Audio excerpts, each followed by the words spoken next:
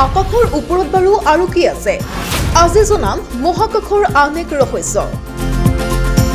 আপোনাৰো মনত হয়তো প্ৰশ্ন হয় যে মহাকাশত আকাশৰ ওপৰত বাৰু আৰু কি আছে? আমি যিখন আকাশ নিতৌ দেখি আছো সেই আকাশৰ ওপৰতো বাৰু আৰু কিবা আছেনে? আকাশ হৈছে পৃথিৱী পৃষ্ঠৰ পৰা ওপৰলৈ এক বাধাহীন দৃশ্য, য'ত বায়ুমণ্ডল আৰু বাহিৰৰ কিছু স্থানো অন্তৰ্ভুক্ত আছে। জ্যোতিৰ্বিজ্ঞানৰ ক্ষেত্ৰত আকাশক মহাকাশীয় গোলক বুলিও কোৱা হয়।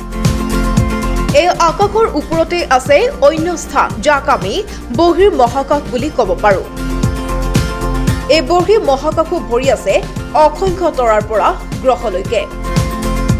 যিহেতু আকাশ বায়ুমণ্ডলৰে এটা অংশ আৰু ইয়াৰ ওপৰত বায়ুমণ্ডলৰ অন্যান্য স্তৰো আছে, ইয়াৰ অৰ্থ যে আকাশৰ ওপৰতো আছে মহাকাশ আৰু আকাশৰ তলতো আছে মহাকাশ।